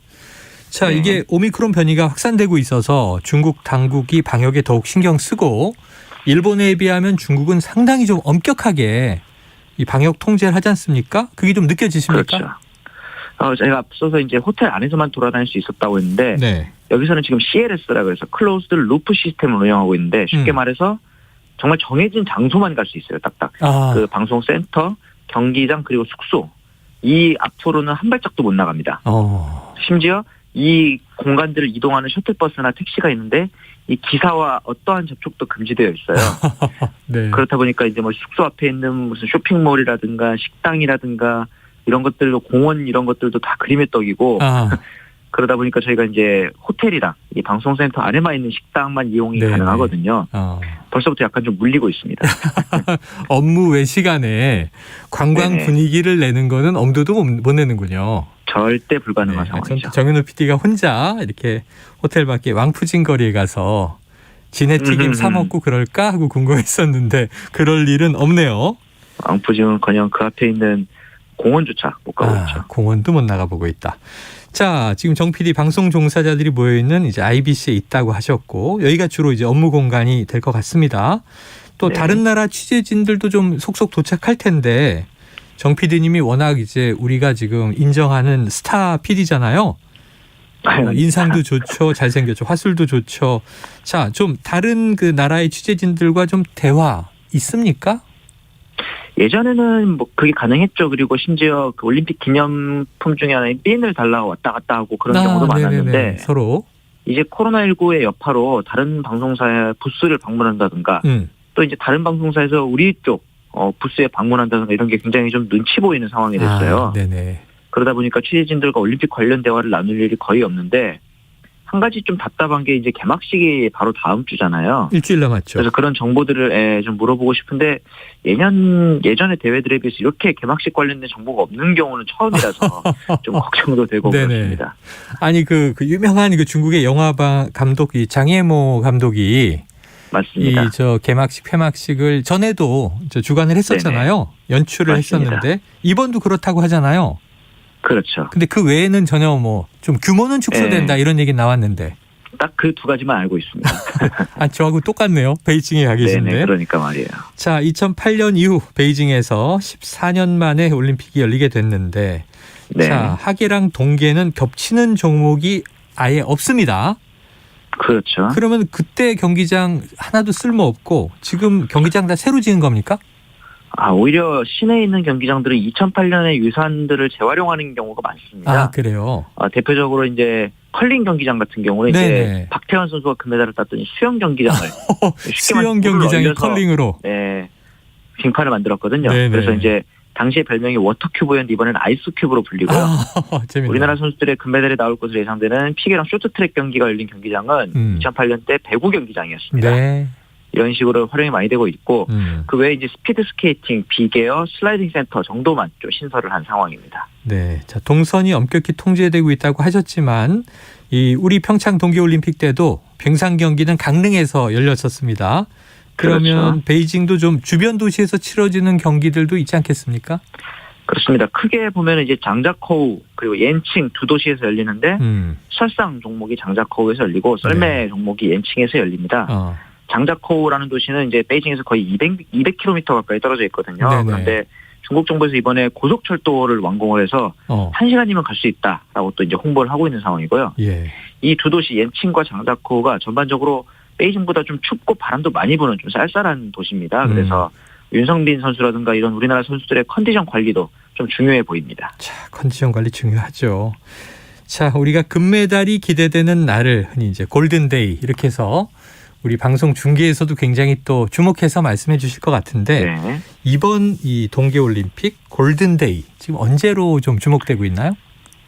일반적으로는 개막식 다음 날인 5일에 바로 이제 홍성 릴레이가 열립니다. 쇼트트랙에서. 또 이제 이 금메달이 처음부터 나오면 좀 좋을 것 같은데 문제는 이게 2000m 계주인데다가 4명이서 뛰기 때문에 500m씩 나눠 뛰죠. 그렇기 때문에 다들 전력 질주를 하기 때문에 우리나라 입장에서는 이런 그 전략이라든가 테니스 조절 이런 전략적인 부분을 어필하기가 쉽지 않아 보이긴 하더라고요. 네. 좀 그래도 기대가 되고 그다음에 이제 다른 종목으로 넘어가 보면은 8일 날 열리는 스노보드에서 네. 배추보이 이상호 선수 그리고 이제 쇼트트랙에서는 13일에 여자 릴레이 그리고 16일에는 여자 1500m에서 골든데이가 나오지 않을까라는 예상을 해봅니다. 골든데이가 여러 개가 있습니다. 네. 자, 시사본부 별칭 예언본부가 있는데요. 정 PD님, 우리 전력 많이 분석하셨을 테니까 이번 이 동계올림픽 몇 개의 메달 예상해 보세요. 체육회에서는 금메달 한두 개 정도를 예상을 했어요. 아무래도 스타 선수들의 은퇴도 많고 해서. 네. 그럼에도 뭐 최근에 있었던 내부에서의 좀 어려운 사태들이 오히려 선수들의 결속을 다지는 계기가 되지 않았을까 싶어서 네. 앞서 말씀드렸던 쇼트트랙에서 한 2개에다가 저는 스노보드 이상호 선수가 최근에 페이스가 굉장히 좋거든요. 네. 그리고 컬링에서 또 이제 팀킴이 저번 대회 금메달에 이어서 또 한 번 좋은 전망을 가져오지 않을까 하는 생각을 하게 됩니다. 자, 정 PD님 국가대표 PD로 소감 각오 한 말씀 주세요. 사실 올림픽이나 월드컵에 대해서 우리나라 사람들이 점점 기대감이 줄어든다는 좀 생각이 있는데 그 오미크론이라든가 이런 것 때문에 침체된 우리나라 분위기에 올림픽이나 월드컵 이런 국제 이벤트들이 조금 더 활력을 가져다 줄 수 있고 네. 선수들의 노력을 온전히 전달할 수 있는 방송을 하는 것이 저희의 목표입니다. 알겠습니다. KBS가 한국 선수 출전 전 경기 중계를 합니다. 고생해 주세요. 감사합니다. 예, 최영일의 시사본부 오늘 여기까지입니다. 자, 이 간식 받으실 분 8577-9654-2575